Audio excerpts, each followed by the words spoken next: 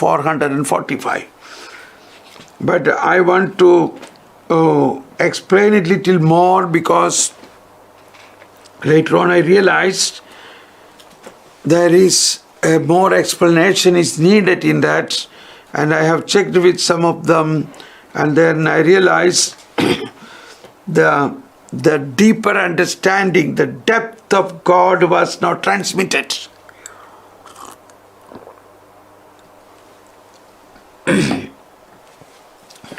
Sometimes it happens. So we need a little more explanation on that. So I will explain it. But in order to explain the whole mystery, we have to read a little more from the same text. But today you will feel contented.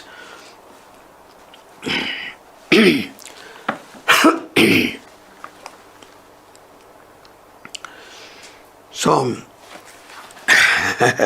2780.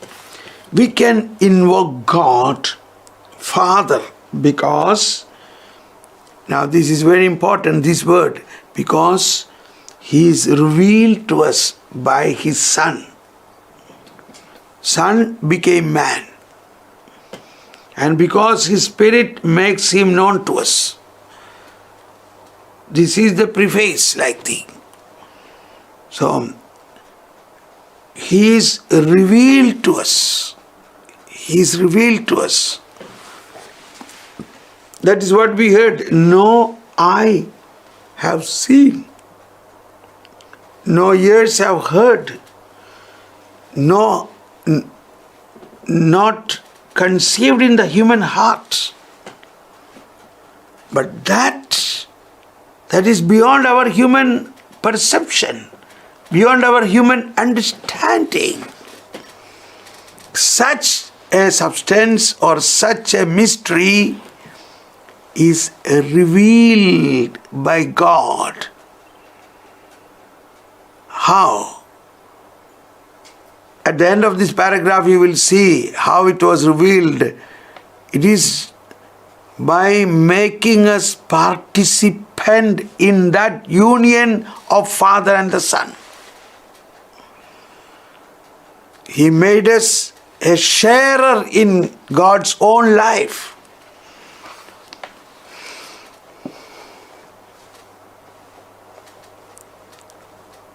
Yes, it is not easy to understand.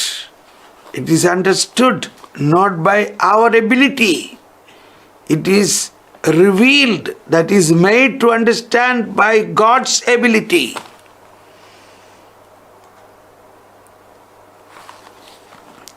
So here, once again, we can invoke God as Father because He is revealed to us. By His Son became man. So how He revealed to us? The Son became man. So later on we will be understanding who was the Son. The Son was consubstantial with the Father. He was the eternal Word. That is what John 1 says. In the beginning was the Word. The Word was with God. Word was God. Everything was created through Him. That is the Son. And that Son, the only Son of God, was pre-existent in substance of the Father as eternal Word. Eternal Word. And that eternal Word became man. Became man. And lived with us in our company and spoke to us these mysteries, planted that word into our heart, gave His life for us. He gave Himself as a sacrifice for us. Through that He gave His body and blood for us. He gave His Spirit for us. Now in totality He gave Himself for us. So that He Himself, the only Son, coexistent with the Father, made us sharer of His life so that we become children of God.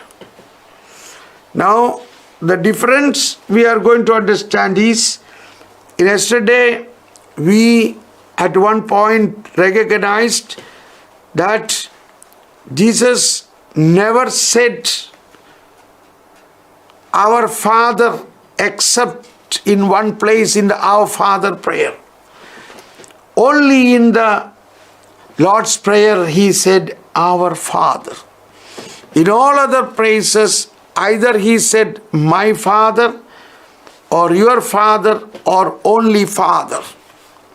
So what is the difference when Jesus says my Father and your Father? So we are going to understand that Jesus said that is the divine sonship of Jesus as the only Son of God, and our discipleship with Father. As disciples, how we are children of God, sons and daughters of God, has a difference. What is the difference? I will tell you in advance a little bit, then we will go on and understand it. That Jesus is the only Son of God, only Son. Consubstantial with the Father. Therefore, He is God Himself. So in the credo, we declare in the credo that I believe, here it is.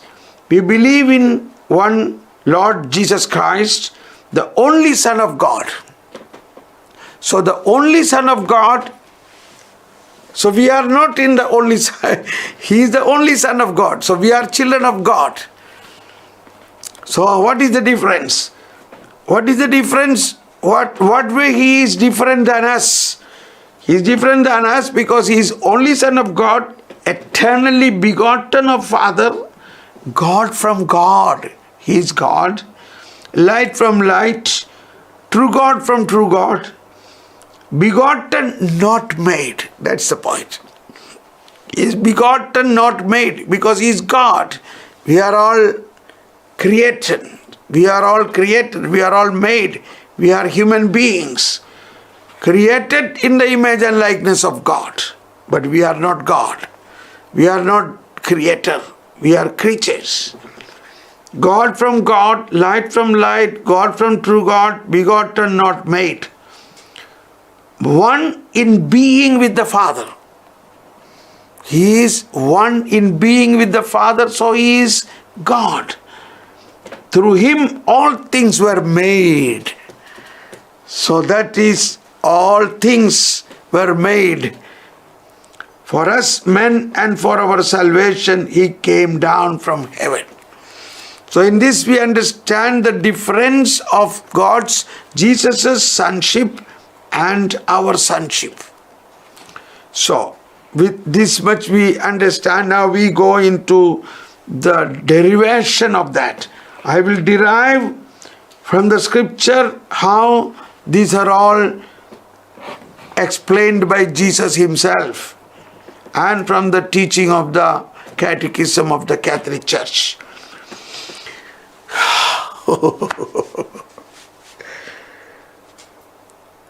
This was missing yesterday's explanation. Thank you, Jesus. Praise you, Jesus. Thank you. I don't know why I did not explain that. After that only I wanted, my God, why I did not explain this is the great mystery. Probably yesterday we made a ground for that. That's how sometimes it happens. So please don't mind about it. The Lord will reveal surely. Now continuing in paragraph 2780, that is the personal relation of the Son to the Father is something that man cannot conceive of, nor the angelic powers even dimly see.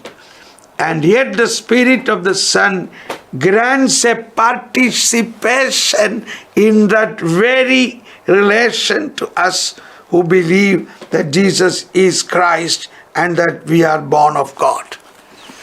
I think I have already explained this. What no eye have seen, no ears have heard, no mind could conceive, nor any angel could understand this. What is that?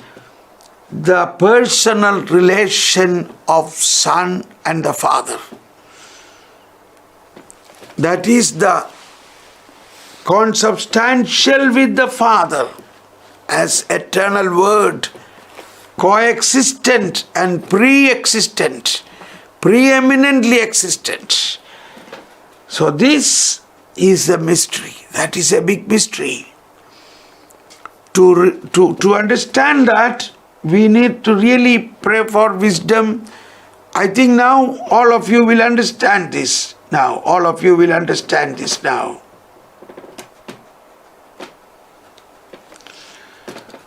How we will understand? It's mentioned here. And yet the Spirit of the Son grants. How do we grant it? This is where we have to have a twist.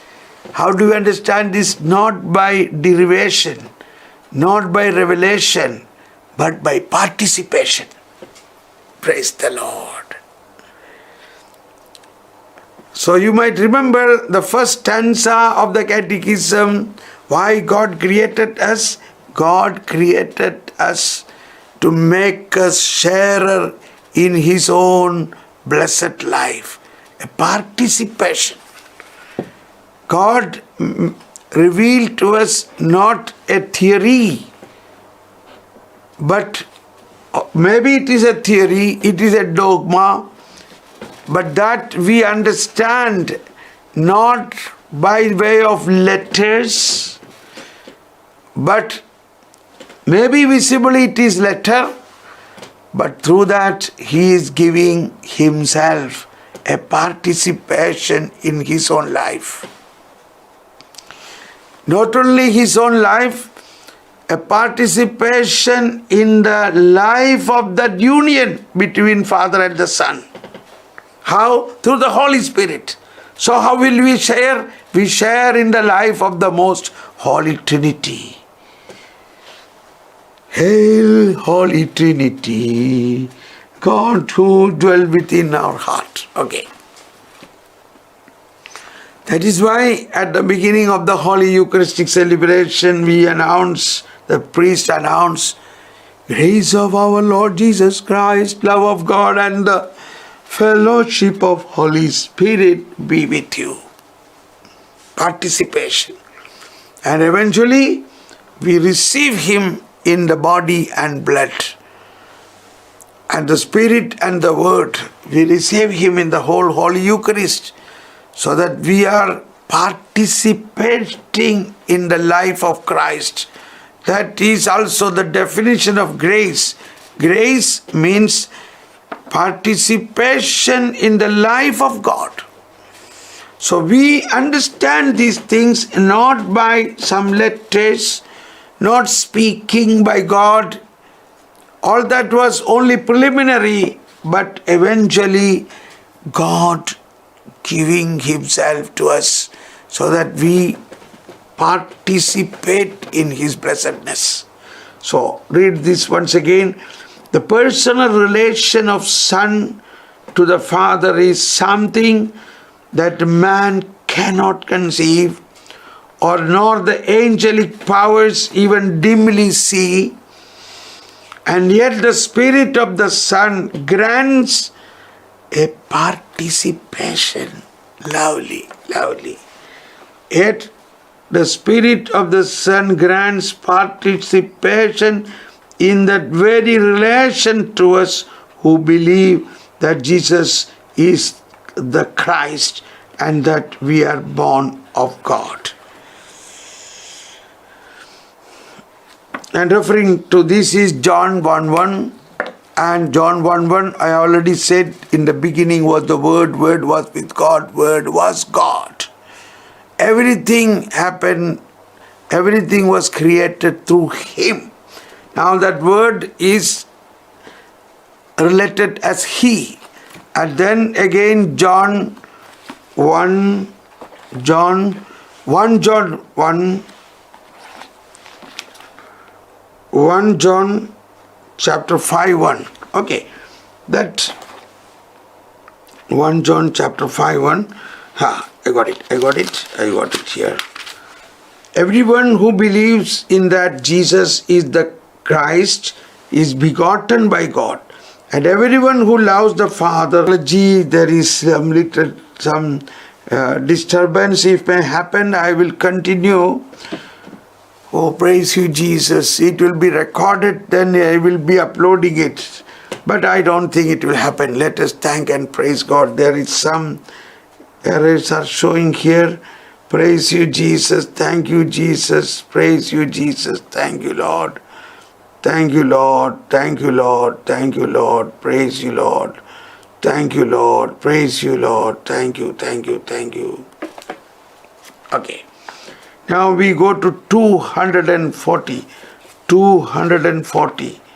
240. I hope everything is okay. Your side, are you able to see? Is everything okay?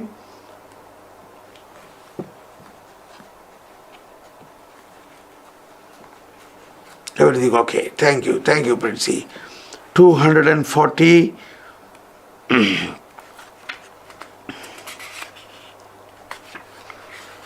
Don't be okay. 240 says Jesus revealed that God is Father in an unheard of sense.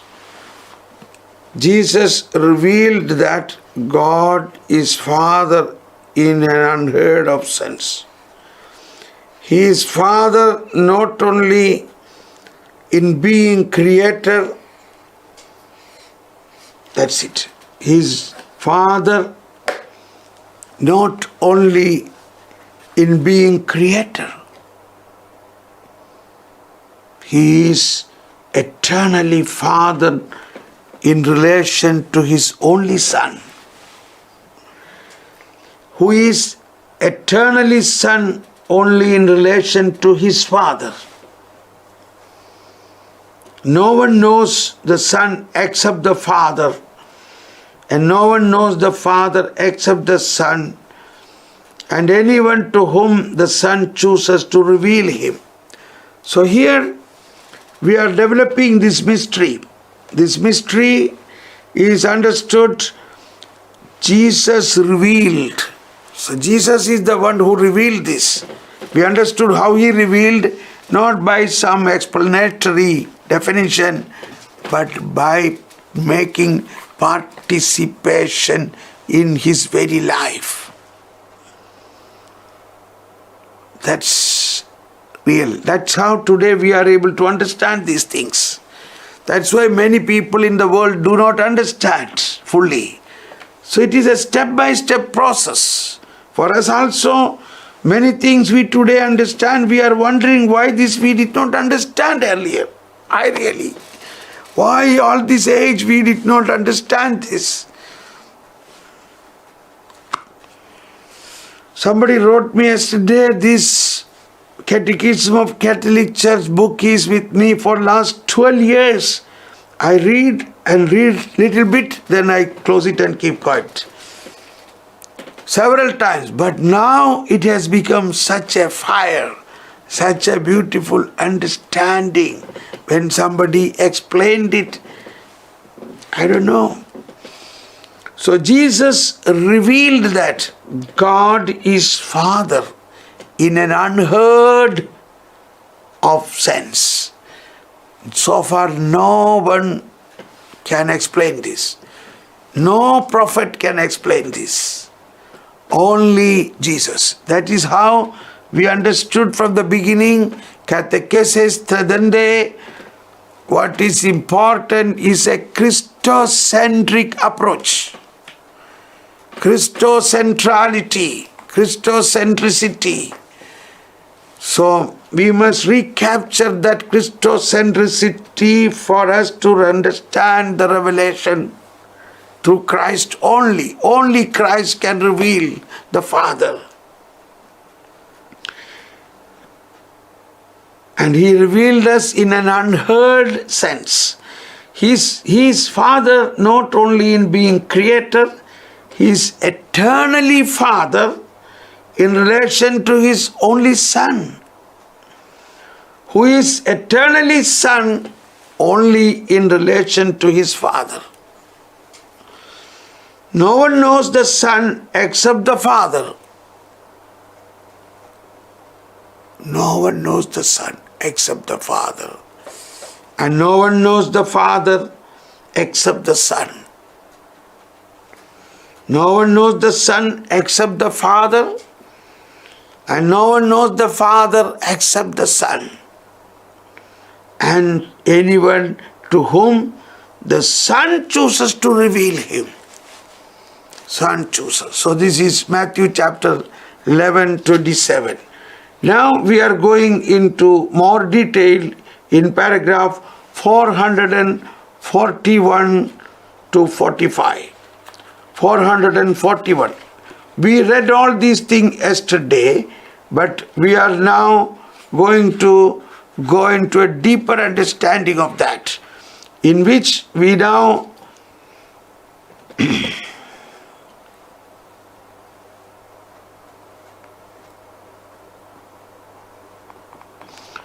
we go to 443 only, okay?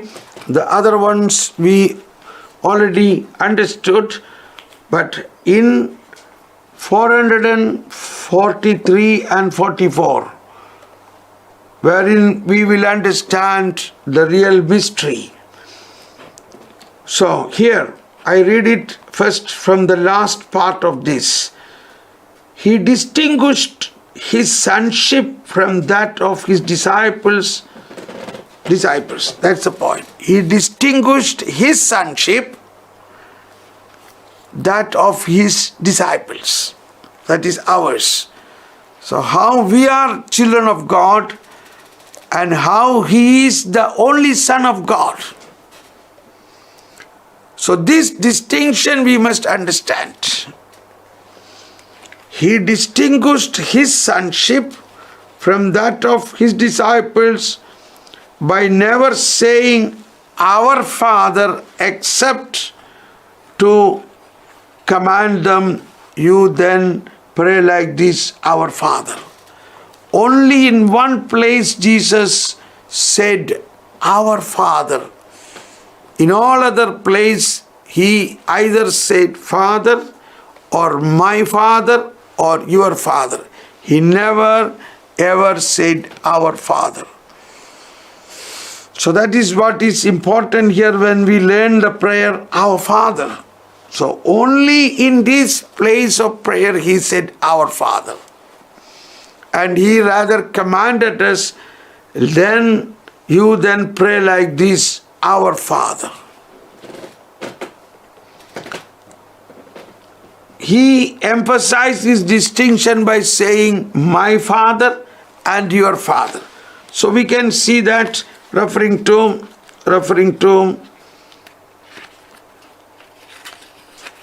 John. Now all these more letters mentioned at the end of certain paragraph, certain sentences. Now here it is written 52 in a small letter. Then you should go to the footnote. Just I am telling for those who are not familiar, those who are new to this book.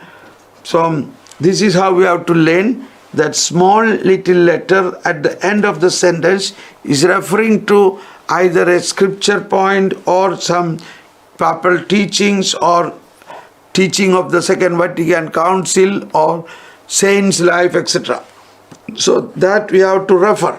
And the numbers written on the side is referring to the connected teachings in the rest of the book. So now we see here 52 is 52.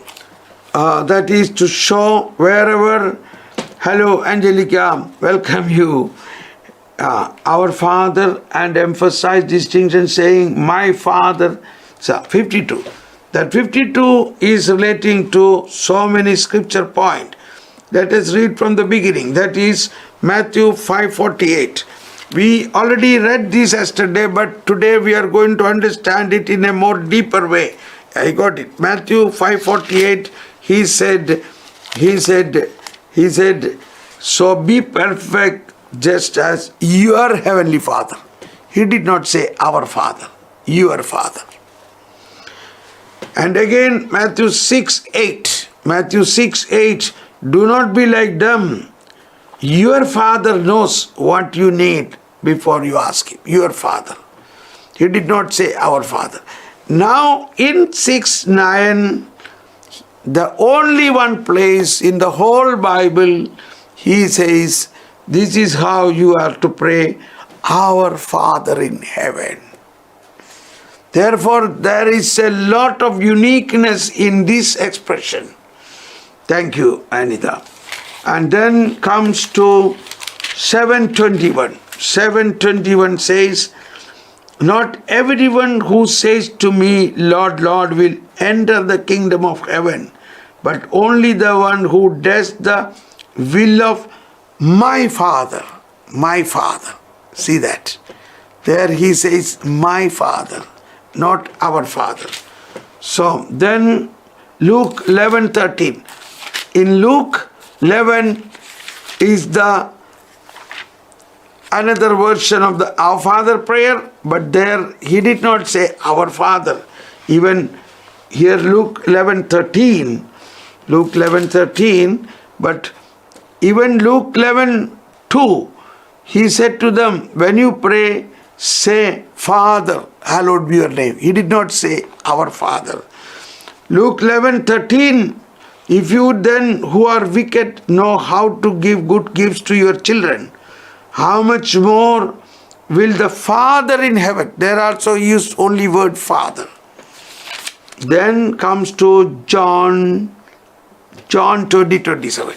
This is where a very strong expression, very profound expression. In one word, he said to Mary Magdalene that also after the resurrection, he died and he rose. Now with all the glory of the resurrection, he's explaining to Mary Magdalene 17:21. No, 21:17, sorry. 2017, Jesus said to her, stop holding on to me, for I have not yet ascended to the Father, but go to my brothers and tell them.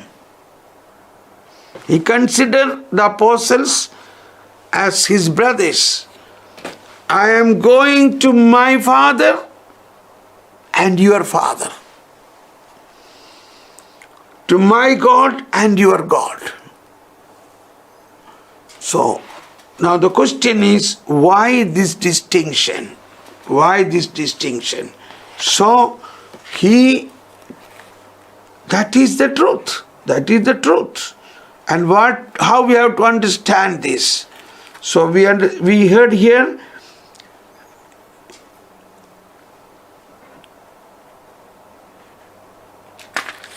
he distinguished his sonship from that of his disciples. We are the disciples. So we have to recognize this distinction of his sonship.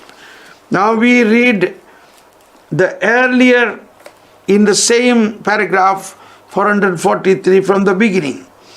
Peter could recognize the transcendent character of the Messiah's divine sonship, because Jesus had clearly allowed it to be so understood. Jesus made it understood earlier. To his accusers, question before the Sanhedrin, are you the Son of God? We know this. The Sanhedrin questioning, are you the Son of God?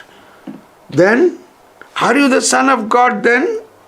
Jesus answered, you say that I am. Luke 22:70. Matthew 26:64. In all these places. And that is where they decided to condemn and kill him. Well, before this, now we are going to get another key word. This will be more beautiful.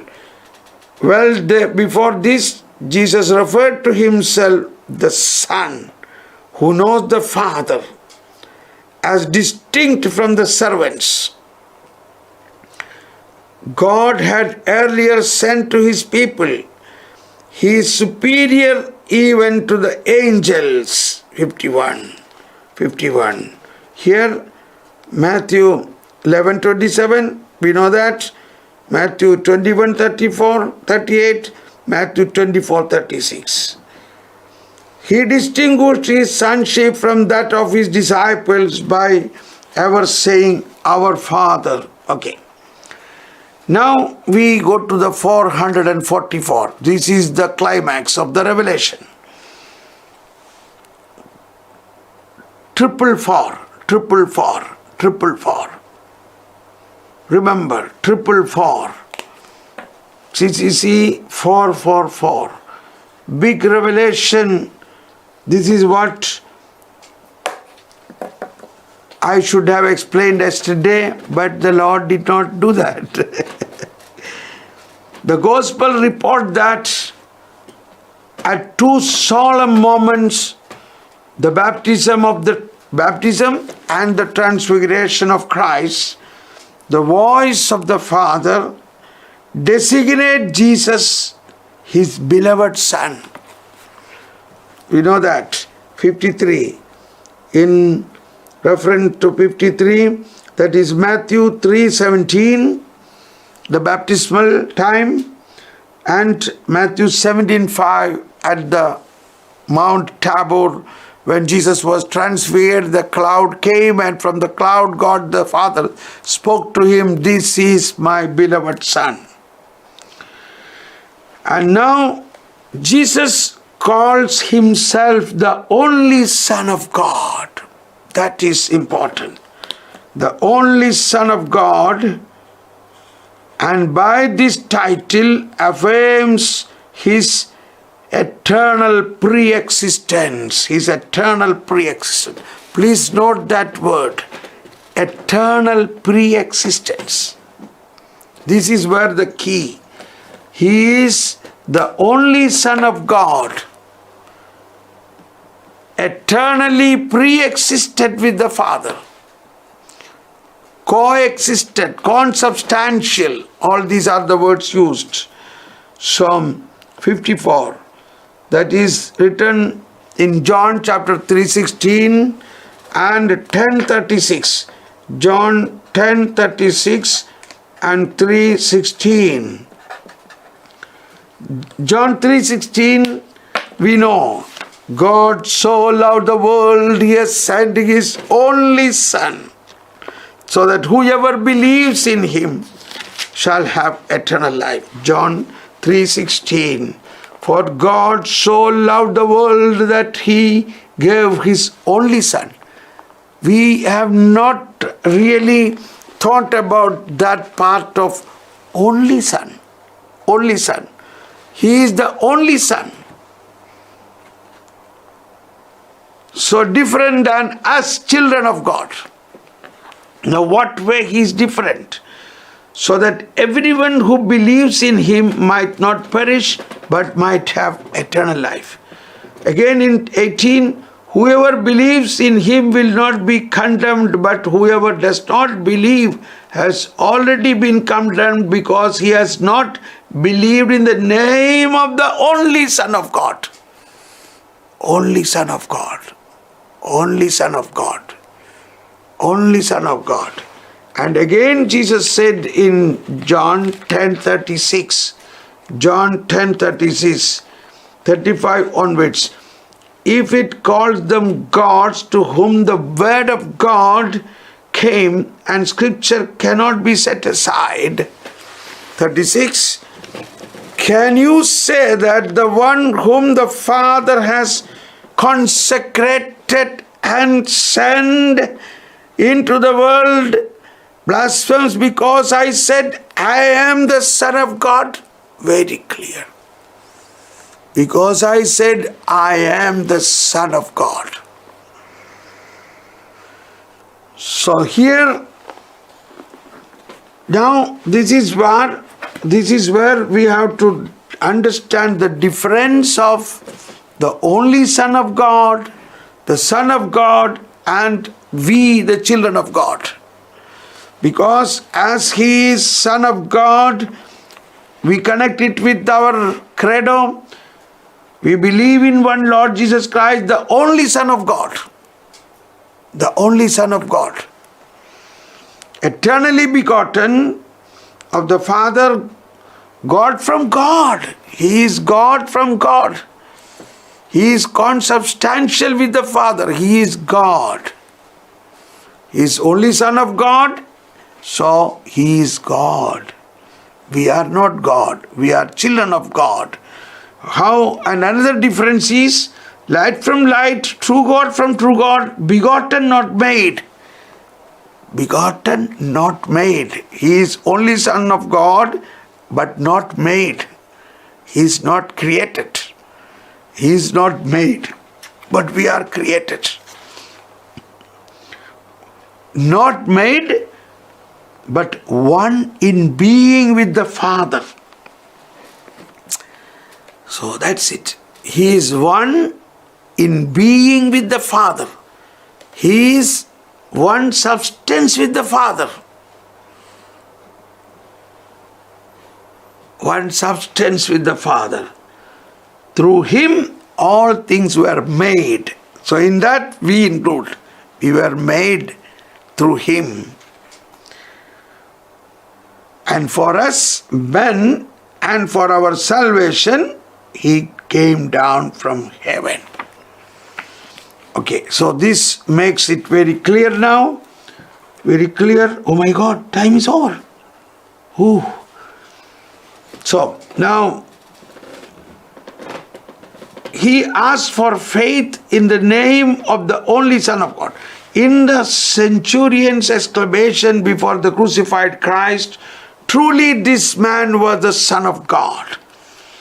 That Christian confession is already heard. Only in Paschal mystery can the believer give the title Son of God its full meaning. Now, after His resurrection, 445, Jesus' divine sonship becomes manifest, the power of His glorified humanity. He is God. He cannot be killed. He has no death. He is greater than. He is the conqueror of death. He is life. He has designated Son of God in power according to the Spirit of holiness by His resurrection from the dead. Romans. The apostles can confess, we have beheld His glory as the only Son from the Father, full of grace and truth. So let us thank and praise God. Let us thank and praise God that what we heard today, let us just have a look at the prophecy, what heard. Is it anyway helping us? It says, my dear children, I have revealed to you the uniqueness of my sonship, the only Son of God. I have revealed to you the uniqueness of sonship, the only Son of God. I have given my life to you. So in participation of His life, we really experience this revelation. I have given my word to you. I have given my spirit to you. I have given my body, flesh to you, so that you will become my brothers, my adopted son, the adopted brothers, the adopted children of God. I am your brother. I love you. I gave myself to you. My Father is your Father. My God is your God. Therefore, we will pray, Our Father. So let us pray, Our Father. Because He cannot be, or we cannot be like Jesus. He is God. He is the only Son of God. Let us, Our Father in heaven, hallowed be thy name. Thy kingdom come. Thy will be done on earth as it is in heaven. Give us this day our daily bread. Forgive us as we forgive others. Lead us not to temptation. Deliver us, Lord, from all evil. For yours is the power, the kingdom, power and glory, now and forever. Amen, amen, amen. Thank you very much. God bless you. I wish you once again listen this talk of today, in which there is a great mystery hidden. If you have any doubt, please write me. I shall be pleased to explain that. Thank you very much. God bless you, bless you, bless you. We now get into the United Cry prayer. I invite all of you to join. We all need a prayer for our family, our church, our priests, our bishops, and also for the sick people and coronavirus situation. Please join. Thank you.